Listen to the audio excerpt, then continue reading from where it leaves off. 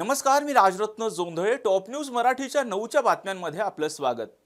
24 तास नाही तर फक्त एका तासात आपण देशभरातील दिवसभराच्या महत्त्वाच्या राजकीय, सामाजिक, क्राईम आणि मनोरंजनासह इतर घडामोडींचा वेगवान आढावा घेणार आहोत. पाहूयात आज दिवसभरातील महत्त्वाच्या घडामोडी पुढील 1 तासात. गेले काही वर्ष या ईनच्या कार्यक्रमाला मी स्वतः येतोय आणि समाजकारणाचं आणि राजकारणाचं बाळकडू देण्याचा हा अतिशय एक स्तुत्य उपक्रम आहे. याच्यातनं मला असं वाटतं की क्वालिटीचे राजकारणी तयार होतील, महाराष्ट्राची सेवा करतील, त्या जिल्ह्याची सेवा करतील, देशाची सेवा करतील. आणि म्हणून येनच्या सगळ्याच या कार्यक्रमाच्या संस्थापकांना धन्यवाद दिले पाहिजेत की अतिशय समाजकारणासाठी आणि राजकारणासाठी उपयुक्त असा हा कार्यक्रम ते राबवतात. सर, तरुणाईचा विचार जर करायला गेलो तर काही दिवसांपूर्वी हिंजवडीतल्या 40 कंपन्यांचं स्थलांतर होण्याची चर्चा आहे. याच्यामुळे कुठेतरी विरोधक पण आक्रमक होत आहेत. सत्य परिस्थिती आणि शासन आपण नाही, मला असं वाटतं की सध्या एखादा नरेटिव्ह सेट करण्यामध्ये विरोधक बऱ्यापैकी आमच्या सगळ्यांच्या पुढे आहेत आणि तो नरेटिव्ह सेट करत असताना कायम निगेटिव्ह करायचा आणि जे घडलंच नाही ते बोंबाबोंब त्याची करायची ही भूमिका विरोधकांची आहे. हिंजेवाडीच्या स्वतः मी असोसिएशनच्या लोकांशी बोललो आहे. 16 कंपन्या तर स्थलांतरित झालेल्या आहेत. त्या पुणे जिल्ह्यामध्येच आहेत, त्या कुठे दुसरीकडे गेलेल्या नाही. त्यांचा जो रस्त्याचा विषय होता त्याच्या संदर्भात मी स्वतः त्यांच्याबरोबर 1-2-3 दिवसामध्ये बैठक घेणार आहे. त्याच्यामुळं आपल्याला माहिती असेल की वेदांता फॉस्कॉन गेला, अन्य काही प्रकल्प गेले, अशा पद्धतीचा उगाच काही लोकांनी टाहो फोडला. परंतु दावोसमध्ये जेव्हा आम्ही गेलेलो होतो त्यावेळी देखील पुन्हा आल्यानंतरचे 2 लाख कोटी आणि दावोसचे 3,72,000 कोटी एवढ्याचे MOU केले आणि त्याची अंमलबजावणी आपण करतो आहे. त्याच्यामुळे विरोधकांना माझी एक विनंती आहे की बाकीच्या सगळ्या गोष्टीमध्ये राजकारण करा, परंतु उद्योग विभागाच्या निगडीत असलेल्या उद्योगांशी राजकारण कोणी करू नये ही माझी त्यांना विनंती आहे.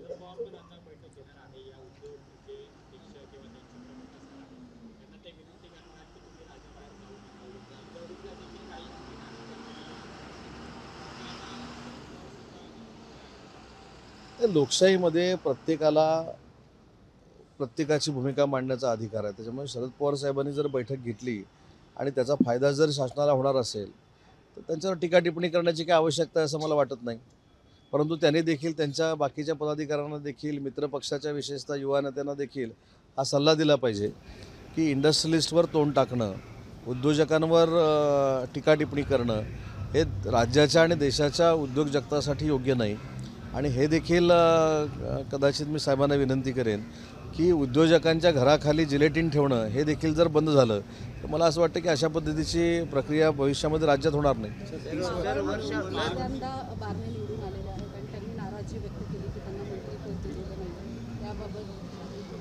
नाही, मला याची काही कल्पना नाही. आप्पांची माझी चर्चा झालेली नाही. परंतु प्रतापराव जाधव हे 4 वेळा खासदार म्हणून निवडून गेलेले आहेत. त्यांनी राज्यामध्ये देखील मंत्री म्हणून काम केलं आहे. 3दा ते आमदार राहिलेले आहेत. एक सर्वसामान्य आमच्यासारखेच ते शिवसैनिक आहेत. एकनाथ शिंदे साहेबांना आपण सगळ्यांनी मिळून धन्यवाद दिले पाहिजेत की मागची परंपरा जर पुढे चालू राहिली असती तर कदाचित डॉक्टर श्रीकांत शिंदेच मंत्री झाले असते. परंतु स्वतःचा मुलगा देखील 3ऱ्यांदा 2.25 लाख मतांना निवडून येऊन देखील त्यांना बाजूला ठेवून एका शिवसैनिकाला त्यांनी न्याय दिला. ही खरी वंदनीय बाळासाहेबांची शिवसेना आहे. सर, वर्षावर एक बैठक झाली आहे, त्याच्यामध्ये महायुतीतल्या आमदारांना निधीची कमतरता होती आहे असं समजते आणि मुख्यमंत्री अजितदादांशी बोलतो असं म्हणले. आता मी त्या बैठकीला पूर्ण 3 तास उपस्थित होतो, पण जिथं ते घडलंच नाही तिथं आपल्याला कसं कळतं हे मला कळत नाही. कालची जी बैठक झाली त्याच्यामध्ये 7 जागा ज्या लोकसभेच्या एकनाथ शिंदे साहेबांच्या नेतृत्वाखाली आम्ही जिंकलेले आहेत. हे काही यश कमी नाही आहे, कारण आमचा स्ट्राईक रेट हा 48% आहे. काही लोकांनी मुस्लिम बांधवांच्या जीवावर, दलित बांधवांच्या जीवावर जी मतं मिळवलेली आहेत त्यांना ती सूज आलेली आहे. त्याच्यामुळे काल आमची संघटनात्मक चर्चा झाली. विधानसभेच्या निमित्तानं पुढं कशा पद्धतीनं प्रचाराची यंत्रणा राबवली पाहिजे याच्यावर चर्चा झाली. कुठेही कोणावर टीका टिप्पणी झालेली नाही.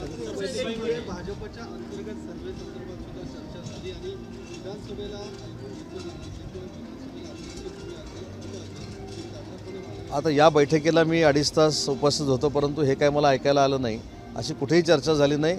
एकनाथ शिंदे साहेबांच्या नेतृत्वाखाली आजचा जो स्ट्राईक रेट 48% आहे तो 100% असावा याच्यावर चर्चा झाली. जर्मनीमध्ये आपण पाठवणार आहोत 4 लाख तरुणांना त्या संदर्भात नुकतीच काही बैठक झाली आहे असं कानावर आलं काय नेमकं? स्वतः दीपकभाई केसरकर हे मला असं वाटतं की जर्मनीमध्ये पोचलेले आहेत. मी देखील एका दिवसासाठी परवा जाणार आहे ते MOUसाठी आणि त्याच्यामधनं स्किल डेव्हलपमेंटचे जे काय आम्ही स्किल सेंटर उभी करतो MIDCच्या माध्यमातून, त्याच्यामध्ये त्यांना आवश्यक असलेलं स्किल लेबर आम्ही इथं तयार करणार आहोत, इथं मुलं तयार करणार आहोत आणि ती जर्मनीमध्ये पाठवणार आहोत. बसवले जाणार आहे.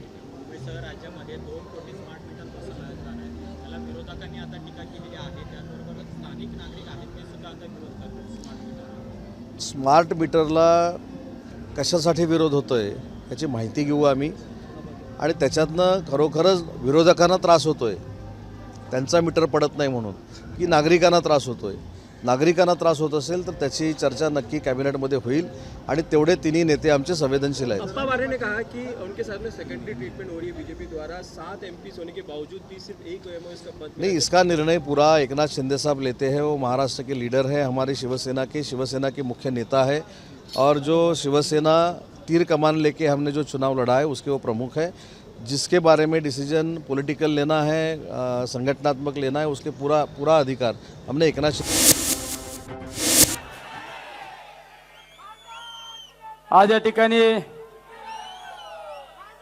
राष्ट्रवादी पक्षाच्या 25व्या वर्धापन दिनाच्या निमित्ताने ज्यांच्या उपस्थितीमध्ये हा गोड असा कार्यक्रम होत आहे, आपलं सर्वांचं दैवत आदरणीय पवार साहेब, राष्ट्रवादी पक्षाचे प्रांताध्यक्ष जयंत पाटील साहेब, ताई आणि व्यासपीठावरील सर्वच नेते मंडळी, सर्वच नवनिर्वाचित खासदार. अरे मित्रांनो, ये तो टेलर है, पिक्चर अभी बाकी है विधानसभा.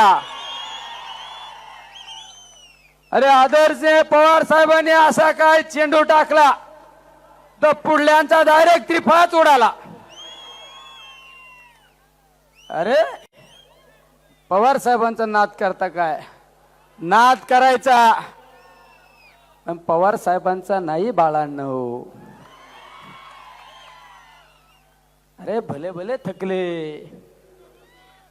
त्यामुळे सगळ्यांना विनंती आहे, आता मुंबईवर झेंडा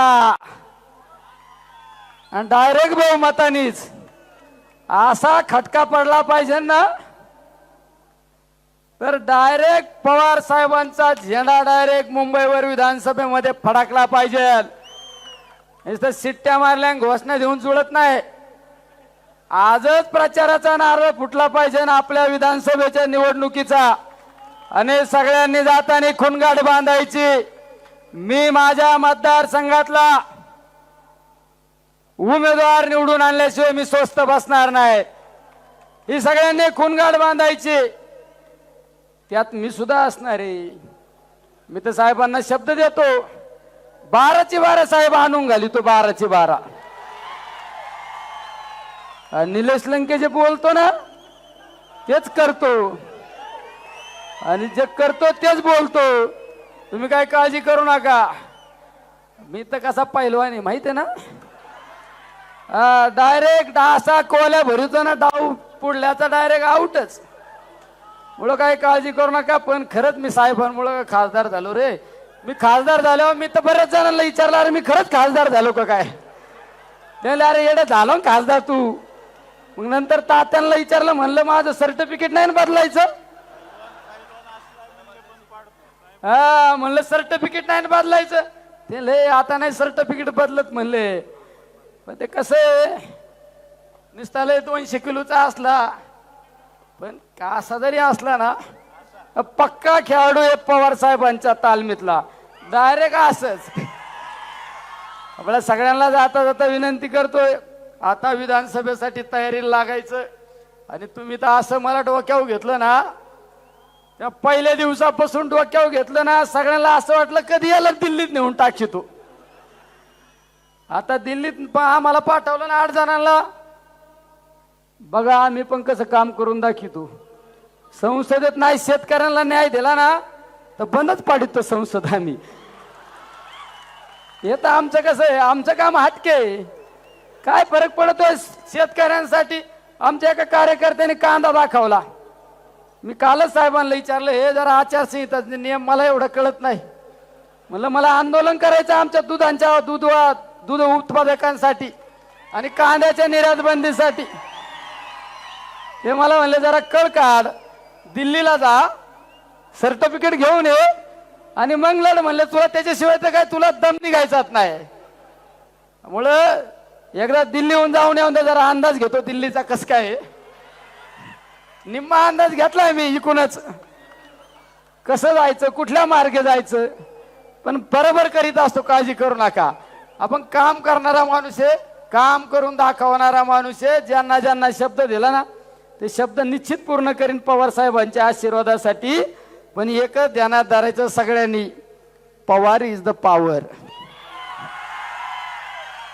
आणि सगळ्यांचा नाद करायचा, सगळ्यांचा. पण आदरणीय पवार साहेबांचा नाद केला ना घरी पाठीत असतात भल्या भल्यांना. हे एकमेव उदाहरण आपलं सगळ्यांचं दैवत या ठिकाणी बसलेलं आहे. त्यामुळे मी आज एक वेळ नाही घेणार, आता लय जणांना बोलायचं. सगळ्यांना पुन्हा एकदा धन्यवाद देतो, थांबतो.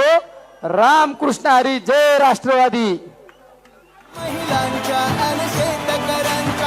सन्माननीय नक्की साहेबांचं पुन्हा एकदा अभिनंदन. आणि यानंतर मराठी माणसाचा स्वाभिमान जपणारे महाराष्ट्र राज्यातले लोकप्रिय असे नेते सन्माननीय खासदार अमोलजी कोल्हे साहेब यांना मी या ठिकाणी आमंत्रित करते या आनंदोत्सवाप्रसंगी आपले विचार व्यक्त करण्यासाठी.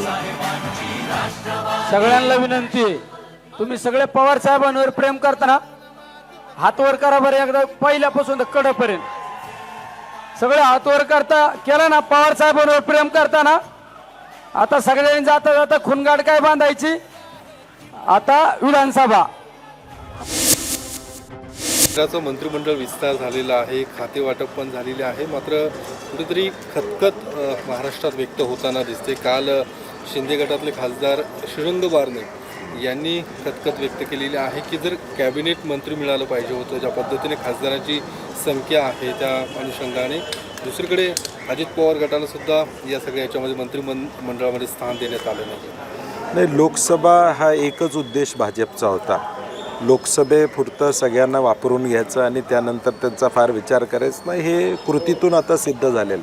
आणि आम्ही नेहमीच सांगत आलो आहे की भाजपला या सगळ्या फोडाफोडीतून लोकसभेला आपलं बहुमत गाठायचा प्रयत्न होता. आणि म्हणून फुटलेल्या गटाला किती महत्त्व द्यायचं हे आता त्यांनी ठरवलेलं आहे आणि ते आता या मंत्रिमंडळाच्या विस्तारामध्ये दिसून आलेलं आहे.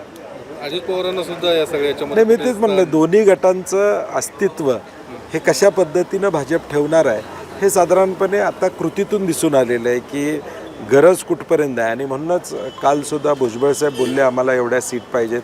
ह्याची सुरुवात झालेली आहे या सगळ्या गोष्टीची. आणि मला वाटते केंद्रीय मंत्रिमंडळाच्या माध्यमातून त्याची सुरुवात झाली असं म्हणायला हरकत नाही. पण एकीकडे ज्या पद्धतीने आता महायुतीमध्ये सुद्धा जागा वाटपाच्या संदर्भात चर्चा सुरू व्हायला लागल्यात की काल भुजबळ जसं म्हटले किंवा 80 जागा साधारणतः किंवा शिंदेने इतक्या सुद्धा आम्हाला जागा मिळाल्या. तिकडे महाविकास आघाडीमध्ये सुद्धा काही दिवसांपूर्वीच नाना पटोले म्हटले की मोठा भाऊ म्हणून आम्ही आहोत, लहान भावाने लहान भावाप्रमाणेच राहिले पाहिजे. नाही, मला वाटते मोठा भाऊ लहान भाऊ याचा खुलासा रमेश चन्नीतला साहेबांनी केलेला आहे. आणि महाविकास आघाडीमध्ये कुठेही अडचण येणार नाही. ज्या पद्धतीनं लोकसभेला जागा वाटप अत्यंत सुरळीत झालं, 1-2 जागा सोडल्या तर, नाहीतर बाकी सगळं सुरळीत झालं, तसं आत्ता देखील 288चं वाटप हे निश्चितपणे लवकरात लवकर होईल. आणि आमच्या तिन्ही पक्षाची एक अपेक्षा आहे की जून अखेरपर्यंत या चर्चाला मूर्त स्वरूप देण्याचा प्रयत्न आमच्या तिन्ही पक्षांचा त्या ठिकाणी असणार आहे. म्हणून आमच्यात कुठेही वादावाद होणार नाही याची खात्री निश्चितपणे मी आपल्याला देतो. चंद्रकांत दादा पाटील म्हणतात की मोदींना कमी जागा मिळाल्यामुळे जग हळहळ करतं आहे. मात्र एकीकडे उद्धव ठाकरेंना जास्त जागा मिळणं अपेक्षित होतं, तसं झालं नाही आहे. त्याच ठाकरेंचा फायदा काँग्रेसला आणि पवारांना होतो. नाही, महाविकास आघाडीमध्ये तिन्ही पक्षाला एकमेकाचा फायदा झालेला आहे. काँग्रेसच्या मताचा फायदा शिवसेनेला झाला, राष्ट्रवादीच्या मताचा काँग्रेसला झाला, शिवसेनेचा काँग्रेसला झाला. आणि म्हणून किती आता काही भांडणं लावण्याचा प्रयत्न झाला तर तो आमच्यात होणार नाही. कारण की आमची संयुक्त ताकद ही राज्याला अपेक्षित आहे, जनतेला अपेक्षित आहे. कारण की जो काही निकाल लागला, मॅन्डेट आला, त्यातून स्पष्ट दिसतं आहे की सामान्य माणसं ही महाविकास आघाडीच्या बाजूने आहेत. आणि हे फोडाफोडीचं राजकारण महाराष्ट्राला आवडलेलं नाही आहे. 400 पारची घोषणेचं काय झालं हा प्रश्न आम्हाला त्यांना विचारावा लागेल.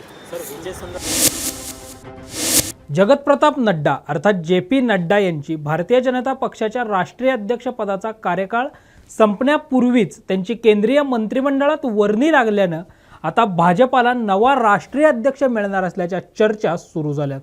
कोणत्या नेत्यांची नावं भाजपाच्या राष्ट्रीय अध्यक्षपदासाठी चर्चेत आहेत आणि त्यांची राजकीय कारकीर्द कशी आहे याचा आढावा घेणारा टॉप न्यूज मराठीचा हा स्पेशल रिपोर्ट. JP नड्डा यांचा 3 वर्षाचा राष्ट्रीय अध्यक्षपदाचा कार्यकाळ संपल्यानंतर लोकसभा निवडणुकीच्या पार्श्वभूमीवर JP नड्डा यांना 1 वर्षाची मुदतवाढ देण्यात आली होती. 30 जून रोजी JP नड्डा यांचा राष्ट्रीय अध्यक्षपदाचा कार्यकाळ संपत असून आता JP नड्डा यांची केंद्रीय आरोग्य मंत्रीपदी वर्णी लागली आहे. त्यामुळं भाजपाकडून नव्या राष्ट्रीय अध्यक्षाचा शोध घेतला जात असून नागपूरच्या राष्ट्रीय स्वयंसेवक संघाच्या रेशीमबाग मुख्यालयातून भाजपाचा नवा राष्ट्रीय अध्यक्ष निवडला जाईल अशा चर्चा देखील राजकीय वर्तुळात सुरू आहेत. राष्ट्रीय अध्यक्ष पदासाठी कुणाची नावं चर्चेत आहेत आणि त्यांचा कसा आहे राजकीय प्रवास पाहूया ग्राफिक्सच्या माध्यमातून. विनोद तावडे भाजपाच्या राष्ट्रीय अध्यक्षपदासाठी विनोद तावडेंच्या नावाची जोरदार चर्चा सुरू असून महाराष्ट्रामध्ये शिक्षण मंत्री पदाची जबाबदारी विनोद तावडे यांनी सांभाळल्यानंतर 2019 मध्ये त्यांचं विधानसभेला तिकीट कापण्यात आलं होतं. त्यानंतर वर्षभराच्या आतच विनोद तावडे यांच्याकडे राष्ट्रीय सचिव पदाची जबाबदारी देण्यात आली. केंद्रात आपल्या कामाची छाप पाडल्यानंतर वर्षभरातच विनोद तावडे यांच्या खांद्यावर भाजपाचे राष्ट्रीय महासचिव म्हणून जबाबदारी देण्यात आली आहे. भाजपाची लोकसभेची पहिली यादी जाहीर करत पंतप्रधान नरेंद्र मोदींची उमेदवारी जाहीर करण्याचा मानही विनोद तावडे यांना मिळाला होता. अखिल भारतीय विद्यार्थी परिषदेच्या माध्यमातून भारतीय जनता पक्षामध्ये आलेले विनोद तावडे हे शांत, संयमी, तितकंच आक्रमक नेतृत्व असल्यानं भाजपाच्या राष्ट्रीय अध्यक्षपदासाठी विनोद तावडेंच्या नावाची चर्चा सुरू आहे. सुनील बन्सल राष्ट्रीय स्वयंसेवक संघाचे स्वयंसेवक आणि पूर्णवेळ प्रचारक राहिलेले सुनील बन्सल हे अनेक वर्षापासून भाजपाच्या राष्ट्रीय कार्यकारिणीत असून सध्या राष्ट्रीय महासचिव पदाची जबाबदारी बन्सल यांच्याकडे आहे. ओम माथुर भारतीय जनता पार्टीचे ज्येष्ठ नेते असणाऱ्या ओम माथुर हे राजस्थानमधून राज्यसभेवर निवडून आले होते. सध्या ओम माथुर यांच्याकडे उत्तर प्रदेश राज्याचे प्रभारी म्हणून जबाबदारी असून ओम माथुर यांनी या अगोदर गुजरात, महाराष्ट्र, झारखंड आणि मध्य प्रदेश या राज्यांचे प्रभारी म्हणूनही काम पाहिलं आहे. पंतप्रधान नरेंद्र मोदी व गृहमंत्री अमित शहा यांचे निकटवर्तीय अशी ओम माथुर यांची ओळख आहे. के लक्ष्मण भारतीय जनता पार्टीच्या OBC मोर्चाचे राष्ट्रीय अध्यक्ष असणारे के लक्ष्मण हे 1999 ते 2004 पर्यंत आंध्र प्रदेश राज्यातून विधानसभेवर तर 2014 आणि 2018 मध्ये तेलंगणा राज्यातील मुशिराबाद विधानसभेतून विजयी झाले होते. 2016 ते 2020 पर्यंत त्यांनी तेलंगणा राज्याचे प्रदेशाध्यक्ष म्हणूनही काम पाहिलं. अनुराग ठाकूर हिमाचल प्रदेशमधील हमीरपूर लोकसभेतून खासदार असणारे अनुराग ठाकूर यांच्याकडे भारतीय जनता पार्टीतील राष्ट्रीय स्तरावरचा तरुण चेहरा म्हणून पाहिलं जात असून त्यांनी भारतीय जनता पार्टीच्या युवा मोर्चाचे राष्ट्रीय अध्यक्ष म्हणूनही काम पाहिलं आहे. अनुराग ठाकूर यांनी मोदी सरकारमध्ये सुरुवातीच्या काळात वित्त व कॉर्पोरेट राज्यमंत्री म्हणून काम पाहिलं. त्यानंतर युवक कल्याण व क्रीडा खात्याच्या कॅबिनेट मंत्रीपदासह माहिती व प्रसारण मंत्री म्हणूनही त्यांनी काम पाहिलं आहे. अनुराग ठाकूर यांचा केंद्रीय मंत्रिमंडळात समावेश न झाल्यानं त्यांची राष्ट्रीय अध्यक्षपदी वर्णी लागू शकते असं राजकीय वर्तुळात बोललं जात आहे. एकंदरीतच आता भारतीय जनता पक्षाला नवा राष्ट्रीय अध्यक्ष मिळणार असून या नावांपैकी कोणत्या चेहऱ्याला राष्ट्रीय अध्यक्षपदी काम करण्याची संधी दिली जाते की धक्कातंत्राचा वापर करत नवा चेहरा समोर आणला जातो हे पाहणं महत्त्वाचं असणार आहे. लोकसभा निवडणुकीत राज्यात भाजपा, शिवसेना, राष्ट्रवादी काँग्रेसच्या महायुतीला जबर फटका बसल्यानंतर आता राज्य मंत्रिमंडळ विस्ताराची चर्चा सुरू झाली आहे. लोकसभा निवडणुकीत महाविकास आघाडीने जोरदार मुसंडी मारत राज्यातील 48 जागांपैकी 30 जागा जिंकल्या तर महायुतीला फक्त 17 जागांवर समाधान मानावं लागलं. याच पार्श्वभूमीवर नोव्हेंबर दरम्यान होणारी विधानसभा निवडणूक जिंकण्याचं मोठं आव्हान महायुतीपुढे असणार आहे. लोकसभा निवडणुकीत महाराष्ट्रात झालेल्या पराभवाच्या धक्क्यातून बाहेर पडून मतदारांमध्ये निर्माण झालेली नाराजी दूर करण्यासाठी विधानसभा निवडणुकीआधी आमदारांना बळ देण्यासाठी 27 जून पासून सुरू होणाऱ्या पावसाळी अधिवेशनापूर्वी राज्य मंत्रिमंडळाचा विस्तार केला जाण्याची दाट शक्यता आहे. पावसाळी अधिवेशनापूर्वी मंत्रिमंडळ विस्तार पार पडू शकतो. त्यामुळे मंत्रिमंडळ विस्तारात आपला समावेश व्हावा म्हणून तीनही पक्षांच्या आमदारांमध्ये जोरदार लॉबिंग सुरू आहे. पाहत कोणत्या पक्षातील कोणाला संधी मिळू शकते ग्राफिक्सच्या माध्यमातून. शिंदेंच्या शिवसेनेतील इच्छुक रोजगार हमी खात्याचे मंत्री संदीपान भुमरे हे छत्रपती संभाजीनगर लोकसभा मतदारसंघातून लोकसभेवर निवडून गेले आहेत. त्यामुळे शिंदेंच्या शिवसेनेतून त्यांच्याऐवजी संजय शिरसाट यांना संधी मिळू शकते. याशिवाय बच्चू कडू, भरत शेठ गोगावले यांचं मंत्रिपद निश्चित मानलं जाते. आमदार संजय रायमुलकर, योगेश कदम, प्रकाश आंबेडकर यांच्या नावाचाही विचार सुरू आहे. भाजपमधील इच्छुक भाजपमधून संजय कुट्टे, योगेश सागर, माधुरी मिसाळ, देवयानी फरांदे, राणा जगजितसिंह पाटील यांची नावंही मंत्रिपदासाठी चर्चेत आहेत. अजित पवार गटातील इच्छुक राष्ट्रवादी काँग्रेस अजित पवार गटाकडून डॉक्टर राजेंद्र शिंगणे, दत्तात्रय भरणे, संग्राम जगताप, माणिकराव कोकाटे यांची नावं मंत्रिपदासाठी चर्चेत आहेत. राज्यात लोकसभा निवडणुकीत महायुतीला जबर फटका बसल्यामुळे राज्यात लवकरच मंत्रिमंडळ विस्तार होणार आहे. त्यामुळे आगामी मंत्रिमंडळात संभाव्य नवीन मंत्र्यांची संख्या ही 10 ते 12 असण्याची शक्यता असून प्रत्येक पक्षाला 3 ते 4 मंत्रिपद मिळू शकतात. पिंपरी चिंचवड शहर पोलिसांनी मोशी परिसरात 4 बांगलादेशी घुसखोर नागरिकांना बेड्या ठोकल्यात. पिंपरी चिंचवड शहरातील मोशी भागात काही बांगलादेशी घुसखोर नागरिक वास्तव्यास आहेत अशी गुप्त माहिती MIDC भोसरी पोलिसांना मिळाली होती. त्या माहितीच्या आधारे पोलिसांनी 4 बांगलादेशी घुसखोर नागरिकांना बेड्या ठोकल्यात. पूजा धन्नो सरकार उर्फ रुबाया बिलास मासूम, धन्नो अरुण सरकार, मन्नो अरुण सरकार आणि लांबोन सुशील अय्यर उर्फ साती खातून मंडल अशी बेड्या ठोकलेल्या बांगलादेशी नागरिकांची नावं आहेत. या 4ही बांगलादेशी नागरिकांकडे भारत देशाचं बनावट आधार कार्ड, जन्माचा दाखला आणि शाळा सोडल्याचा दाखला आढळून आलाय. या आरोपींना बनावट कागदपत्र तयार करून देणाऱ्या अज्ञात आरोपींचा शोध MIDC भोसरी पोलीस घेत आहेत. पंतप्रधान नरेंद्र मोदींच्या नेतृत्वाखालील NDA सरकारमध्ये पुण्याचे खासदार मुरलीधर मोहोळ यांनी राज्यमंत्रीपदाची शपथ घेतली आणि जवळपास 35 वर्षांनंतर पुण्यातून लोकसभेत निवडून गेलेल्या खासदाराला मंत्रिपद मिळालं. मात्र मुरलीधर मोहोळ यांना या मंत्रिपदावरून खासदार सुप्रिया सुळेंनी मुरलीधर मोहोळ यांच्यावर जोरदार टीका केली. तर मोहोळ यांनीही सुप्रिया सुळेंच्या टीकेला जशास तसं प्रत्युत्तर दिल्यानं 2 खासदारांमध्ये कलगीतुरा रंगल्याचं पाहायला मिळालं. पाहूयात यावरचा टॉप न्यूज मराठीचा हा स्पेशल रिपोर्ट. 9 जून रोजी NDA सरकारचा शपथविधी राष्ट्रपती भवनात पार पडला. यावेळी पुण्याचे खासदार मुरलीधर मोहोळ यांनी केंद्रीय राज्यमंत्रीपदाची शपथ घेतली. याबाबत राष्ट्रवादी काँग्रेस शरदचंद्र पवार गटाच्या खासदार सुप्रिया सुळे यांना प्रश्न विचारला असता पुण्याला मंत्रिपद मिळालं याचा आम्हाला आनंद आहे, मात्र मंत्रिपदाचा वापर ठेकेदारांकरिता होऊ नये असं म्हणत मुरलीधर मोहोळ यांच्यावर त्यांनी जोरदार टीका केली. मंत्रिपद मिळाले पुण्याला त्याचा आम्हाला आनंद आहे, पण त्याचा उपयोग कॉन्ट्रॅक्टरला न होता पुणेकरांना व्हावा एवढीच अपेक्षा. दरम्यान खासदार सुप्रिया सुळे यांच्या टीकेला केंद्रीय राज्यमंत्री मुरलीधर मोहोळ यांनीही जशास तसं प्रत्युत्तर दिलंय. खासदार सुप्रिया सुळे यांच्या टीकेला सोशल मीडियातून मुरलीधर मोहोळ यांनी जोरदार प्रत्युत्तर दिलंय.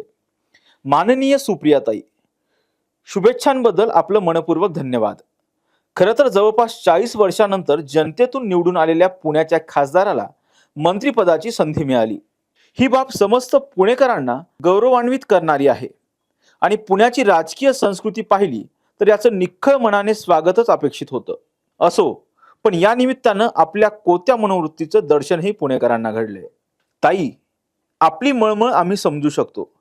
माझ्यासारख्या सामान्य घरातील कार्यकर्त्याला थेट केंद्रीय मंत्रिपदावर संधी मिळणं हे आपल्यासारख्या सोन्याचा चमचा घेऊन जन्मलेल्यांना लवकर पसनी पडणारं नाही. त्यामुळे आपली टिप्पणी स्वाभाविक मानतो. उरला प्रश्न ठेकेदारांचा, तर ठेकेदार कोणी पोचले, कोणी मोठे केले, पुण्यातील आणि महाराष्ट्राचे मोठे ठेकेदार कोणाचे पार्टनर आहेत हे अवघ्या महाराष्ट्राला माहिती आहे. त्यामुळे असल्या तकलादू टिप्पणी करून स्वतःचं हसू सोडून दुसरं काही होणार नाही, अशी पोस्ट मुरलीधर मोहोळ यांनी केली आहे. केंद्रात राज्यमंत्रीचं पद भेटलं आहे ही खूप आनंदाची गोष्ट आहे की नवी मुंबईची तर एअरपोर्ट होतीच आहे, पण लवकरात लवकर पुरंदरची जी एअरपोर्टची स्कीम आहे त्याची मार्ग लवकर लावून एक चांगलं मास्टर प्लॅन आपल्या शहराची तयार झाली आणि त्याच्या पुढे मग टाउन प्लॅनिंग झाली तर ट्रॅफिकची पण समस्या आपली दूर होईल. उद्योगधंदे पुण्यात आहेत, फक्त IT नाही, ऑटोमोबाईल हब आहे, मॅन्युफॅक्चरिंग्ज आहेत. ह्या सगळ्या कंपनीला एकच गोष्टी लागते, एक प्रॉपर इन्फ्रास्ट्रक्चर आणि प्रॉपर सपोर्ट फ्रॉम गव्हर्नमेंट. तो आज एक गणेश मंडळाचा कार्यकर्ता हा फक्त खासदार नाही पण केंद्रीय राज्यमंत्री झालाय. कसब्यात सध्या बालन पॅटर्न चाललाय आणि मला वाटतं ही जी पॅटर्न आहे ही सिक्रेटच आहे आणि सिक्रेटच राहणार. लोकसभा निवडणुकीत पुण्याचे माजी महापौर मुरलीधर मोहोळ हे पहिल्याच प्रयत्नामध्ये खासदार झाले आणि त्यांची थेट नरेंद्र मोदी यांच्या मंत्रिमंडळात राज्यमंत्री पदावर वर्णी लागली. याच विषयी बोलण्यासाठी आपल्यासोबत पुनीत बालन ग्रुपचे अध्यक्ष पुनीत बालन सर आहेत. सर, तुमचा मित्र पहिल्याच प्रयत्नामध्ये खासदार झाला आणि त्याची थेट केंद्रीय मंत्रिपदावरती वर्णी लागली, काय भावना आहेत? भावना हीच आहे की एकतर खासदार झाले त्याचा मला खूप आनंद आहे आणि थेट मिळालेलं की लॉटरीच लागली. कारण मंत्रिमंडळात राज्यमंत्रीचं केंद्रात राज्यमंत्रीचं पद भेटलं आहे ही खूप आनंदाची गोष्ट आहे, फक्त माझ्यासाठी नाही पण अनेक पुणेकरांसाठी. कारण कोविडच्या काळात असेल जेव्हा ते महापौर होते नगरसेवक म्हणून आणि महाराष्ट्रात त्यांनी भाजपाचं जेव्हा पद सरचिटणीस युवाचं त्यांनी पद हे केलं तर त्यांनी खूप चांगलं काम केलं, कार्य केलं आणि मला नक्कीच विश्वास आहे की आता दिल्लीत केंद्र राज्यमंत्री म्हणून आज त्यांच्याकडे सहकार आणि एव्हिएशन डिपार्टमेंटची पोर्टफोलिओ दिली आहे, तर ह्या दोन्ही विभागात ते चांगलं काम करतील. सर, आपण बघितलं की त्यांच्याकडे अत्यंत महत्त्वाची खाती देण्यात आली. सहकार खातं, आपण पूर्ण महाराष्ट्र बघतो की सहकार चळवळीने व्यापलेलं आहे, ते खातं त्यांच्याकडे देण्यात आलं आहे. त्याचबरोबर नागरी उड्डाण मंत्रालयसुद्धा त्यांच्याकडे देण्यात आलेलं आहे. आपण बघतो की पुण्यनगरी ही उद्योगनगरी म्हणूनही ओळखली जाते आणि पुण्यामधल्या उद्योजकांना जर परदेशाचा जर प्रवास करायचा असेल तर त्यांना मुंबईमध्ये जावं लागतं. यासाठी तुमच्या मित्राकडे तुम्ही काय विनंती करणार आहात? आम्ही मित्राकडे हीच विनंती करेल कारण दोन्ही जे खाते त्यांच्याकडे आहेत ती महत्त्वाची आहेत आणि इस्पेशली जेव्हा आपण एव्हिएशनचं बोलू, आजकाल एव्हिएशन मध्ये खूप वाढ झाली आहे. प्रायव्हेट चार्टर्स जी आहेत त्याची पण रिक्वायरमेंट खूप वाढली आहे. कमर्शियल एअरलाईन्सची आहेच आणि पुणा ही नेहमी इंटरनॅशनल एअरपोर्ट होती. आता आधी आपल्याकडे जर्मनीला फ्लाईट्स होते, सिंगापूरला होती जे बंद झाली. आता फक्त दुबईला पुण्यातून फ्लाईट जाते. मी त्यांना हीच विनंती करेल की नवी मुंबईची तर एअरपोर्ट होतीच आहे, पण लवकरात लवकर पुरंदरची जी एअरपोर्टची स्कीम आहे त्याची मार्ग लवकर लावून पुणेकरांसाठी सोयी आणि जवळपास जी आहे पुरंदर इथे इंटरनॅशनल एअरपोर्ट लवकरात लवकर व्हावी. सर, पुण्यात ट्रॅफिकची समस्या ही आहे, तो पण खूप मोठा प्रश्न आहे. त्या बाबतीमध्ये काय विनंती कराल? नाही, मी ऑलरेडी आय थिंक दोन्ही विषय आहेत. एक पाऊस पडला तर आपल्याकडे जी वॉटर लॉगिंगची इश्यू आहे त्याच्यासाठी कालच अण्णांनी आयुक्तांशी दिल्लीवरनं झूम कॉलवर त्यांनी बैठक घेतली आहे आणि मेन ट्रॅफिकचा विषय आहे. कारण मी नेहमी माझी ही स्टँड राहिली आहे की इन्फ्रास्ट्रक्चर डेव्हलपमेंट जेवढी आपली वाढेल ह्या सिटीची पण तेवढंच सक्षम मास्टर प्लॅन आणि टाउन प्लॅनिंग जी आहे आपल्या शहराची ती तेवढी सक्षम पाहिजे. तर मी त्यांना हेच विनंती करेल की एक चांगलं मास्टर प्लॅन आपल्या शहराची तयार झाली आणि त्याच्या पुढे मग टाउन प्लॅनिंग झाली तर ट्रॅफिकची पण समस्या आपली दूर होईल आणि त्यांनी त्याच्यात लक्ष घालून हे करावं. कारण ते पुण्याचे खासदार आहेत आणि केंद्रीय राज्यमंत्री नंतर आहे, पण पहिले ते पुण्याचे खासदार आहे आणि पुणेकरांना कुठलेही ट्रॅफिकचं गैरसोय होऊ नये त्याच्यावर त्यांनी लक्ष द्यावे. सर, पुणे ही उद्योगनगरी म्हणून ओळखलं जातं. पुण्यामध्ये मोठ्या प्रमाणामध्ये IT कंपनी आहेत. एक उद्योजक पुनीत बालन म्हणून तुम्ही काय विनंती कराल? काय योजना किंवा काय अशा योजना ह्या पुण्यामध्ये आल्या पाहिजे यासाठी काय विनंती कराल? मी विनंती मुरली अण्णांना हीच करेल, एक उद्योजक म्हणून करेल आणि अनेक उद्योगधंदे पुण्यात आहेत, फक्त IT नाही, ऑटोमोबाईल हब आहे, मॅन्युफॅक्चरिंग्ज आहेत आणि रिन्युएबल एनर्जीजचे प्रोजेक्ट्स कंपनीज आहेत, अनेक कंपनी आहेत. ह्या सगळ्या कंपनीला एकच गोष्टी लागते, एक प्रॉपर इन्फ्रास्ट्रक्चर आणि प्रॉपर सपोर्ट फ्रॉम गव्हर्नमेंट आणि स्कीम्स फ्रॉम गव्हर्नमेंट. तर मला वाटतं की मुरली अण्णांनी ह्याच्याकडे लक्ष द्यावं आणि जे ह्या उद्योगधंदेला सपोर्ट जे म्हणतो आपण ॲन्सिलरी सर्व्हिसेस किंवा ॲन्सिलरी सपोर्ट जी वाया इन्फ्रास्ट्रक्चर असेल, वाया गव्हर्नमेंट स्कीम्स असतील आणि जे देऊ शकतात ते त्यांनी इथे इम्प्लिमेंट करावी आणि ज्याच्यानी बूस्ट येईल आणि अजून बाहेरच्या राज्यातून जी इंडस्ट्रीज आहेत ते पुण्यात येऊन इंडस्ट्रीज सेटअप करतील. सर, तुम्ही काही दिवसांपूर्वी सोशल मीडिया इन्फ्लुएन्सर कॉन्क्लेव्ह आयोजित केलं होतं की ज्यामध्ये मतदानाचा टक्का वाढावा, याचा कितपत फायदा झाला यात? मला वाटतं की त्याचा खूप फायदा झाला आहे. कारण आम्ही जे आहे one click one vote can change the world. कारण ह्याच्यात कसं आहे की जे मतदान का करावी तिकडून आणि नवीन मतदारांनी कशासाठी मतदान करावी याचा फायदा झाला आणि त्याचा फायदा आपण ह्या पुण्याच्या इलेक्शनमध्येच पाहिले की वोटिंग पर्सेंटेज थोडी हाय झाली आपली, मागच्या 2019पेक्षा जास्ती झाली आणि नक्कीच ही फायदा असणार आहे. आणि जेव्हा पण इलेक्शन असतील ही कॅम्पेन आपल्या ग्रुपकडनं पुण्यात नाही पण महाराष्ट्रभर आपण चालू की वोटिंग का महत्त्वाची आहे, वोटिंग करणं हे तुमचा हक्क आहे आणि तुम्ही का करायला पाहिजे. आणि असं नाही की इलेक्शन आहे, वोटिंग आहे तर त्या दिवशी हॉलिडे म्हणून तुम्ही शहर सोडून बाहेर जावं. पण कारण शेवटी याचं महत्त्व एक खूप महत्त्वाचं आहे. आज आपण मतदान केलं एका उमेदवारासाठी जो निवडून आला, मग आपल्याला ते हक्क आहे त्या उमेदवाराला विचारायला प्रश्न की अरे आम्ही तुला मतदान दिले, हे आमचे प्रश्न आहे किंवा शहराचे प्रश्न आहे, हे समस्या सॉल्व्ह नाही झाले. उद्या तुम्ही मतदानच्या दिवशी बाहेर गेले, तुम्हाला ते हक्क नाही आहे विचारायला कारण तुम्ही मतदान नाही केलं आहे. तर मला वाटतं की सगळ्यांनी मतदान करावी आणि ही अवेअरनेस आम्ही स्प्रेड करणार. जेव्हा इलेक्शन असेल तेव्हा 100% आम्ही ही अवेअरनेस अजून स्प्रेड करणार. सर, तुम्ही मुरलीधर मोहोळ यांना गणेशोत्सव मंडळाच्या माध्यमातून असेल, नवरात्र उत्सव मंडळाच्या माध्यमातून पाठिंबा दिला होता, त्याचा कितपत फायदा झाला या निवडणुकीत? आय थिंक जे रिझल्ट्स आहेत ते रिझल्ट्समध्येच तुम्हाला समजेल की किती फायदा झाला आहे. आणि मी जास्ती याच्यावर बोलणार नाही कारण सोशल मीडियावर भरपूर लोकांनी सांगितलं की किती फायदा झाला आहे.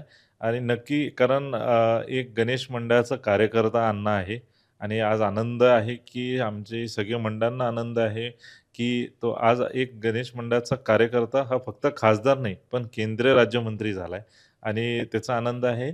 आणि अनेक मंडळांनी ज्यांनी जाहीर पाठिंबा दिली, ती कुठलीही कॉन्स्टिट्युएन्सी असू द्या, शिवाजीनगर असू द्या, पर्वती असू द्या, वडगाव शेरी असू द्या किंवा कसबा असू द्या, तर ह्या कॉन्स्टिट्युएन्सीमध्ये अनेक मंडळांनी अण्णांना पाठिंबा दिल्यानंतर काम पण तसं केलं आहे आणि त्याचा फायदा आपण ह्या निवडणुकीच्या रिझल्टमध्ये पाहिला आहे. सर, पुण्यामध्ये पुनीत बालन यांच्या कसबा पॅटर्नची चर्चा आहे. त्यामध्ये आपण बघतो की मुरलीधर मोहोळ यांना कसब्यातून लीड मिळालं होतं. कोणता पॅटर्न राबवला होता तुम्ही? ती सोशल मीडियामध्ये खूप चर्चा होती की कसब्यात सध्या बालन पॅटर्न चालला, यशस्वी चालला. ती नक्कीच यशस्वी चाललं आहे कारण पोटनिवडणुकीत काही मतांनी उमेदवार हरला होता आणि मला वाटतं ही जी पॅटर्न आहे ही सिक्रेटच आहे आणि ही सिक्रेटच राहणार. आणि ही पॅटर्नची जे आपण ट्रेड अँड ट्रिक्स आहेत ते मी सांगणार नाही पण 100% ही पॅटर्न यशस्वी चालली आहे आणि पुढे पण विधानसभाच्या वेळी पण ही पॅटर्न सक्सेसफुली चालणार. सर, तुम्ही मुरलीधर मोहोळ खासदार झाल्याच्या नंतर मोठा जल्लोष केला होता. आता त्यांना मंत्रीपद मिळालेलं आहे. जल्लोष कसा असणार आहे? जल्लोष चांगलाच असणार आहे आणि मला वाटतं की जेव्हा अण्णा आता दिल्लीत आहेत, जे 2-3 दिवसात ते येतील पुण्यात आणि आल्यानंतर नक्कीच आम्ही सगळे गणेश मंडळ असतील, बाकीचे पक्षातले जे लोक असतील आणि इतर मित्र पक्षाचे जे लोक आहेत, आम्ही एकत्र येऊन एक चांगला कार्यक्रम मुरलीधर मोहोळचा ह्या पुणे शहरात घेणार आहे. सर, मंत्रिपद स्वीकारल्यानंतर अण्णांची काही बोलणं झालं का?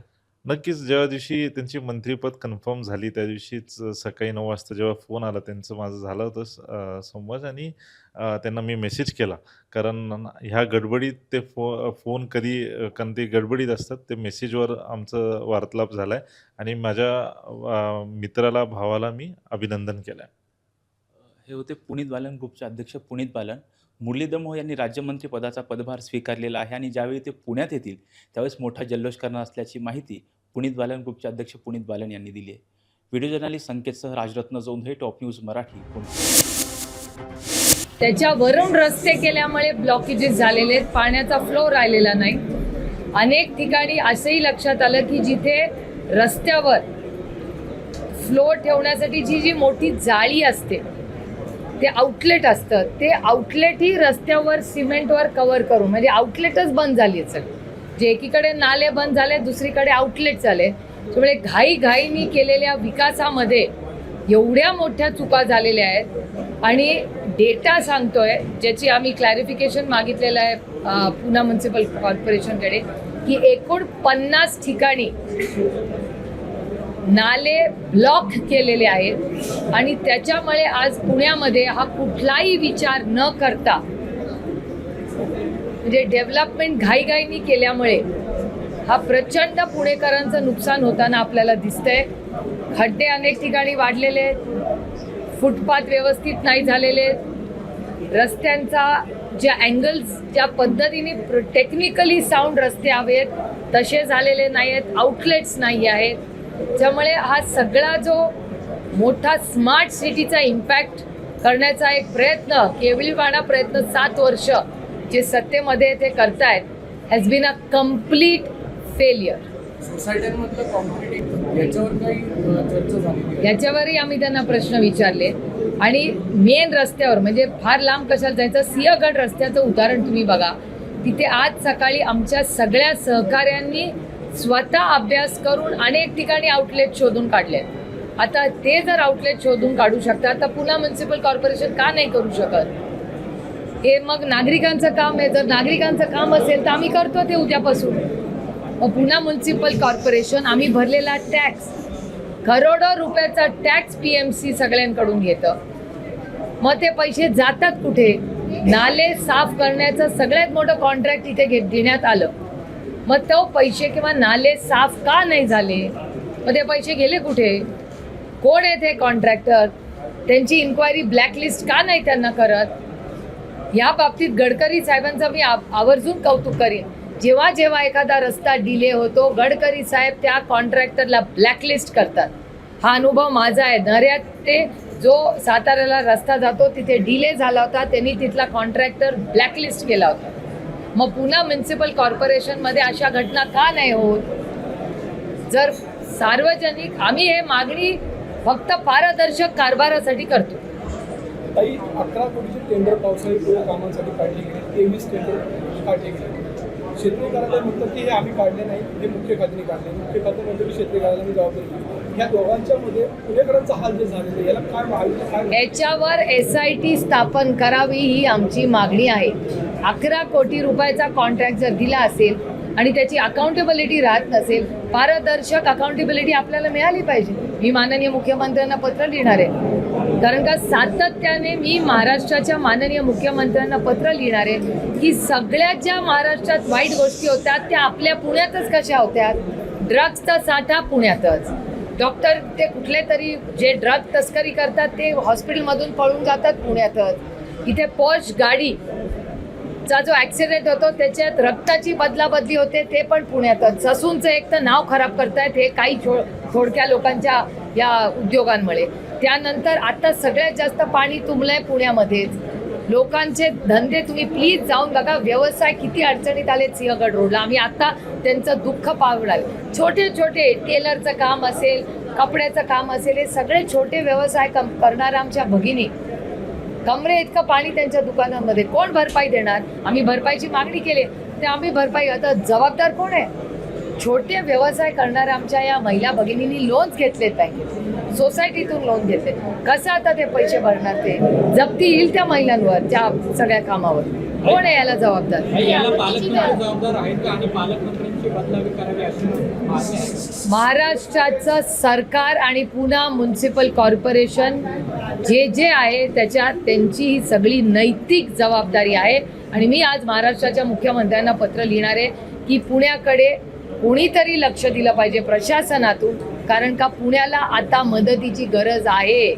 कारण हे सातत्याने पुण्यातच होतंय. रोजच्या हेडलाईनमध्ये पुणंच कसं असतं. आणि आज आमच्या ताई आलेल्या आहेत तिथे, त्या 10 दिवसापूर्वी कुठे गेल्या? कुठे गेल्या? मागे आहेत, बोलवा त्यांना. त्यांनी 10 दिवसापूर्वी 3-4 वेळा त्या पुणे म्युन्सिपल कॉर्पोरेशनला भेटलेल्या आहेत. त्यांची जमीन ही घेतली गेलेली आहे.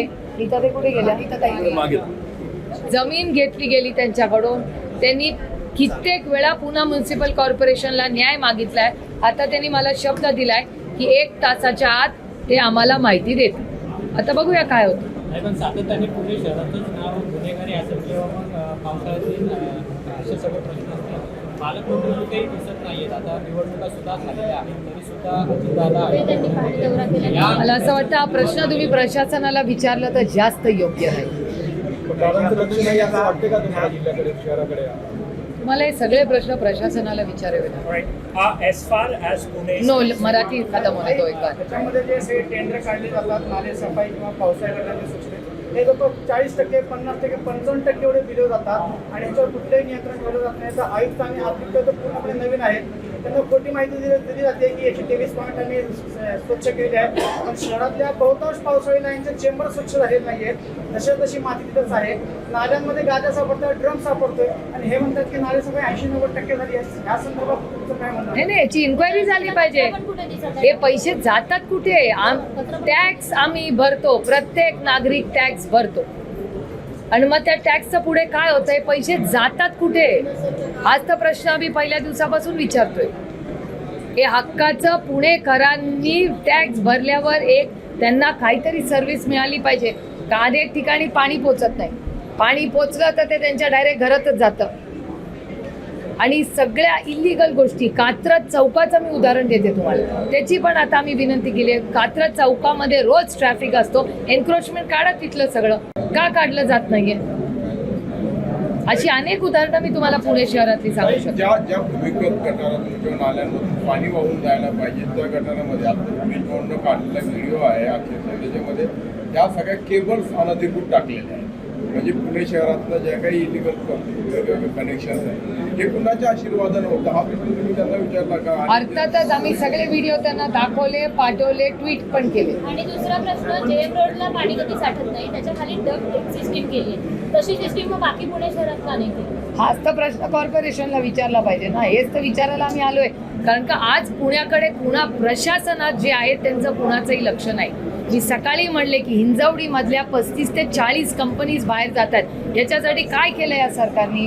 पवार साहेब आता उतरलेत त्याच्यामध्ये. आणि मागच्या वर्षी एक खड्डा दाखवा आणि त्या कॉन्ट्रॅक्टरला 5,000 रुपयाचा दंड असं गेलं होतं.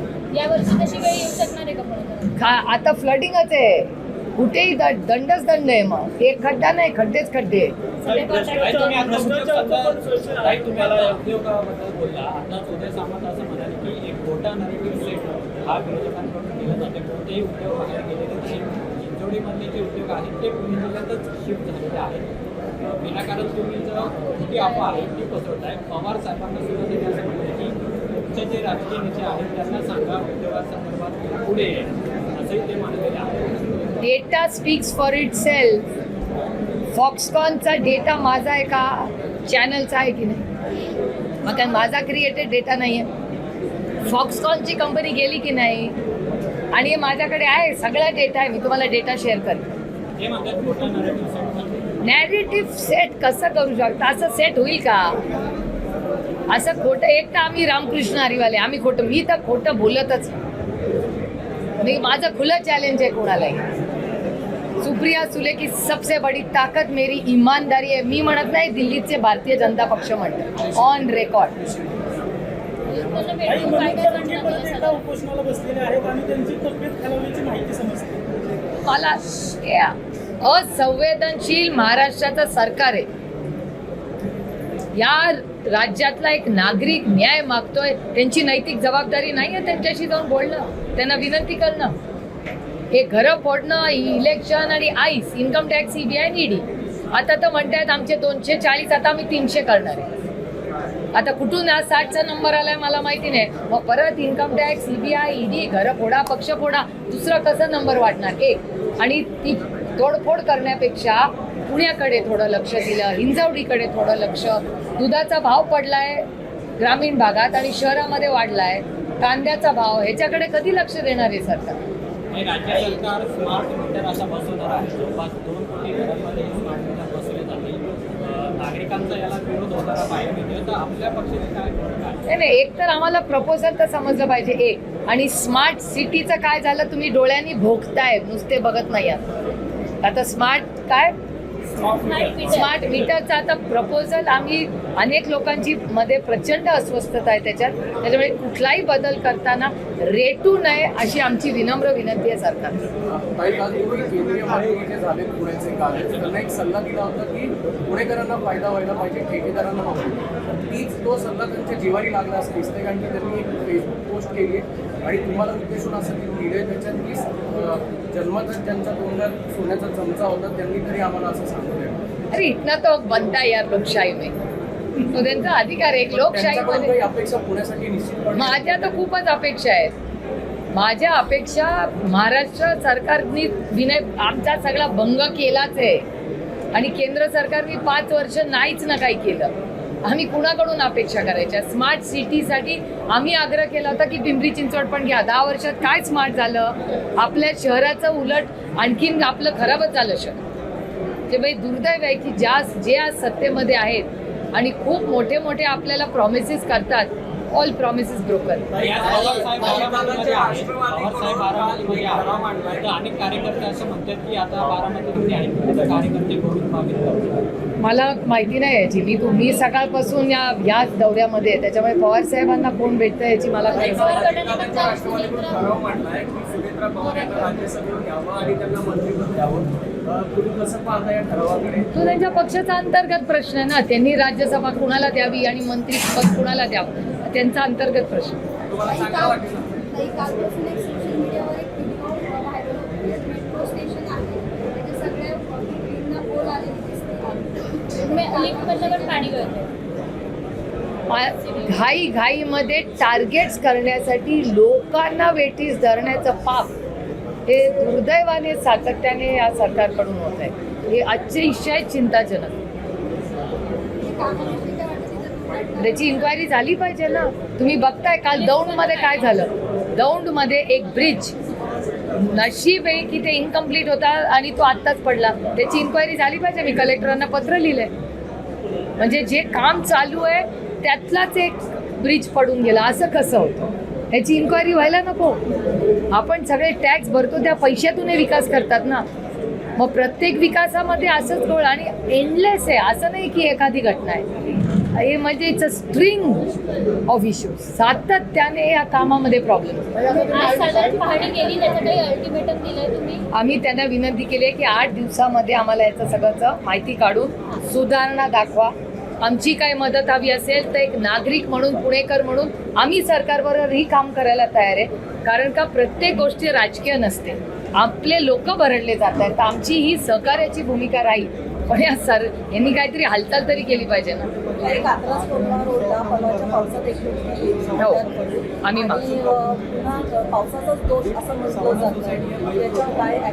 नाही, आम्ही त्याची इन्क्वायरी त्यांना करायला सांगितली आणि त्या कुटुंबालाही न्याय मिळाला पाहिजे. मला PMC कमिशनर म्हणाले की 8 दिवसात त्याचा जो काही रिपोर्ट येईल तो ते माझ्यावर शेअर करा.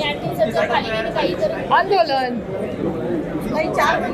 आणि 21 तारखेला आम्ही परत इथे बसणार आहे. आणि जर 8-10 दिवसात असाच कार्य जर ह्यांचं सगळ्यांचं दिसलं तर आम्ही मग रस्त्यावर उतरून आंदोलन करतो.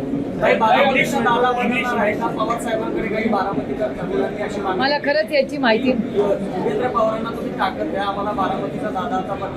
मला याची खरंच माहिती नाही. आदरणीय पवार साहेब बारामतीत आहे. तुम्ही तुमचा जो तिथला रिपोर्टर असेल त्याला सांगा, त्यांना विचारायला. अभी डन विथ इंग्लिश, मराठीचं झालं का? चलो दो. 25व्या वर्धापन दिनानिमित्त असणाऱ्या या कार्यक्रमाचे प्रमुख, तुमचे आमचे सर्वांचं दैवत आदरणीय साहेब, या कार्यक्रमाला उपस्थित असणारे प्रांताचे अध्यक्ष आदरणीय जयंतदादा, आवर्जून या कार्यक्रमाला उपस्थित असणारे महाराष्ट्र राज्याचे नेते, महाराष्ट्र राज्याचे उपमुख्यमंत्री, माजी उपमुख्यमंत्री आदरणीय मोहितेदादा पाटील आणि जयंत पाटील साहेब, सर्व सन्माननीय नवनिर्वाचित सर्व खासदार, महाराष्ट्र राज्याचे सर्व माजी मंत्री, राष्ट्रवादी काँग्रेस शरदचंद्रजी पक्षाबरोबर असणारे सर्व आमदार, मंचावर उपस्थित असणारे सर्व पक्षाचे पदाधिकारी आणि पक्षाचा आधारस्तंभ असणारे सर्व मायबाप, तुम्ही सर्वजण आज पक्षाच्या इतिहासामध्ये खूप मोठा आनंदाचा दिवस म्हणून साजरा आज वर्धापन दिना दिवशी पक्षाच्या रौप्य महोत्सवाच्या दिनी आमचा सर्वांचा सत्कार आदरणीय पक्षाने केला। या रौप्य महोत्सवाच्या निमित्त मी सर्व नेतृत्व आणि सर्व जनतेना सर्व कार्यकर्त्यांना विनंती करणार आहे की आपली लढाई ही या ठिकाणी थांबत नाही, तर आपली लढाई खरी आज सुरू होतीये।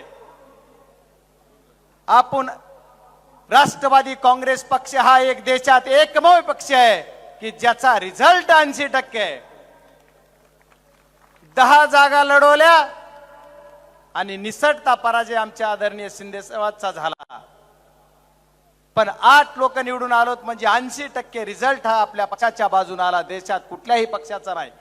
म्हणजे देशाचा खरा नेता कोण, तर आदरणीय शरदचंद्रजी पवार साहेब हे सिद्ध करून दिलं या महाराष्ट्राच्या जनतेला।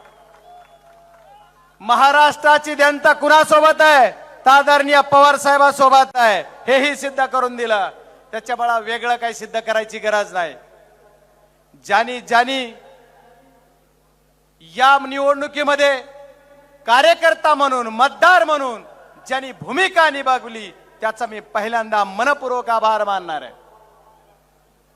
आजच्या या ज्या अहिल्यानगरमध्ये कार्यक्रम होतोय, या कार्यक्रमाच्या ठिकाणचे लोकप्रिय असे खासदार सुद्धा तुम्ही आदरणीय निलेशजी लंके साहेबाला निवडून दिला, त्याबद्दल इथल्या सर्व जनतेच्या समोर मी नतमस्तक होऊन सांगतो की एवढ्या मोठ्या लोकांना तुम्ही पराजयाचं पाणी पाजलं, त्याच्यामुळे तुमच्या समोर नतमस्तक होतो। एवढ्या मोठ्या लढाया जिंकताना आदरणीय साहेबांचा आशीर्वाद आणि तुमची सर्वांची साथ याच्या जीवावर पक्षाने एवढं मोठं यश प्राप्त केलेलं आहे। येणाऱ्या काळामध्ये आपल्याला विधानसभेची निवडणूक लढायची आणि आदरणीय साहेब, माझी सर्व नेत्यांना विनंती आहे की आम्ही निवडून आलेल्या 8च्या 8 खासदारांना जिम्मेदारी द्या आणि जिम्मेदारीचा रिझल्ट आमच्याकडून घ्या। आम्हाला तुम्ही 1-2 दिवसात जिम्मेदारी द्या की तुला एवढे विधानसभा मतदारसंघ निवडून आणायचेत, आणि मी मात्र छाती ठोकपणे विनम्रपणे विनंती करून तुमच्या सर्वांच्या ताकदीवर सांगणार आहे की मला जी साहेब आणि आदरणीय प्रांत अध्यक्ष साहेब जी काही जिम्मेदारी देतील मराठवाड्याचा एकमेव खासदार म्हणून, ते मी पार पाडण्याचा प्रामाणिक प्रयत्न करेल। आणि मराठवाड्याचे सर्वाधिक आमदार यावेळेस पहिल्यांदा विधान भवनात आपल्या पक्षाचं लावायचं काम सुद्धा तुमच्या सर्वांच्या आशीर्वादाने करण्याचं प्रेरणा घेऊन या कार्यक्रमातून जायचंय। ही लढाई तुमची आमची सर्वांची अस्मितेची लढाई आहे। त्याच्यामुळं आजच्या या रौप्य महोत्सवी दिनानिमित्त आपल्याला सर्वांना एक निश्चय करून या कार्यक्रमातून जायचंय। येणाऱ्या महाराष्ट्राच्या विधानसभेवर आपल्याला आपला झेंडा फडकवायचा आहे, म्हणजे फडकवायचा आहे। याच्यासाठी आम्ही सर्वांनी एकत्रितरित्या काम करायचंय। कालच देशाच्या पंतप्रधान पदाची शपथ घेतणाऱ्या मोदी साहेबांनी आज सही करून पदभार घेतला आणि आमच्या मीडियातल्या बांधवांनी बातमी दिली की पहिली सही मोदी साहेबांनी शेतकऱ्यासाठी केली। मी म्हणलं बरं झालं, शेतकऱ्यांच्या कामासाठी मोदी साहेबांनी सही केली। कांद्याची निर्यात बंदी उठवली असेल, आमच्या साखरेची निर्यात बंदी उठवली असेल, कापसाला भाव जाहीर केला असेल, पण काय सही केली तर शेतकऱ्यांचं सन्मान योजनेचं जी हप्ता आहे, अरे द्यावाच लागला असता, ती योजना आहे त्याच्यावर सही केली। म्हणजे गाजर दाखवायचं काम देशाचे पंतप्रधान परत एकदा करतायत। तर माझ्या या बीड जिल्ह्यातील सर्व तमाम जेवढे होते तेवढे आणि महाराष्ट्रातील जेवढे आहेत तेवढे खासदार महोदय, आम्ही सर्वजण आणि बीड जिल्ह्यातली सर्व महाराष्ट्रातली संबंध जनता यांना सर्वांना विनम्र विनंती करायची, माझ्या शेतकरी बांधवांना, तरुणांना, मी ज्या बीड जिल्ह्यातून खासदार झालो ती खासदारकी एवढी सोपी नव्हती। सुरुवातीपासून प्रमाणपत्र हातात घेईपर्यंत लढा द्यावा लागला, पण आदरणीय साहेब आणि आदरणीय सर, तुम्ही सर्व जनता माझ्या सोबत होतात म्हणून देशात सर्वात उशिरा कुठला निकाल लागला तर ती बीडचा। पण सत्य परेशान होता है लेकिन पराजित नहीं होता, ऐसा पद्धतीनं सत्याचा विजय म्हणजे हा झालेला आहे. त्याच्यामुळं आदरणीय, मला खूप काही बोलायचंय. अध्यक्ष साहेबांनी उभारले कीच माझा आवाज खाली आला. मी जास्त काही बोलणार नाही. आदरणीय साहेबाला ऐकायचंय. मी शेवटचा विनंती अशी आहे की या सर्व घटनेतून आपल्याला एकच करायचंय की या देशाच्या उच्च सभागृहात जाण्यासाठी आदरणीय साहेबांनी मला संधी दिली. मराठवाड्यात एकच जागा लढली. तुमच्या सर्वांच्या आशीर्वादावर ती जागा जिंकण्याचं सौभाग्य माझ्या नशिबी मिळालं.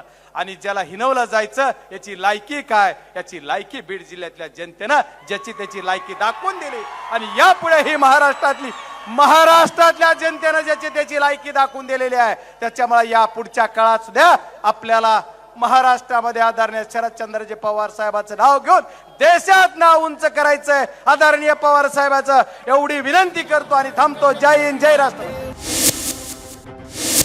आजच्या 9च्या बातमीपत्रात इथे थांबण्याची वेळ झाली. पाहत राहा टॉप न्यूज मराठी. आपला महाराष्ट्र, आपली बातमी.